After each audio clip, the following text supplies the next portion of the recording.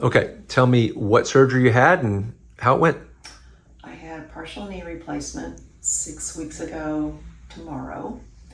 Went great. I was walking without a walker at day 4. Been doing a lot of, it's taken a little while, but I'm up to a mile walking and I'm doing all my exercises. I was very diligent about icing and range of motion from day 1 and elevation. How does it compare before surgery? Oh, 100% better. I can walk without it hurting now. Okay. So that's Are great. you taking any meds right now? I'll occasionally take 2 Tylenol. Okay. Can you show us look at your incision. Okay. And then from here, can you show me range of motion? Just show me the bend. Wow.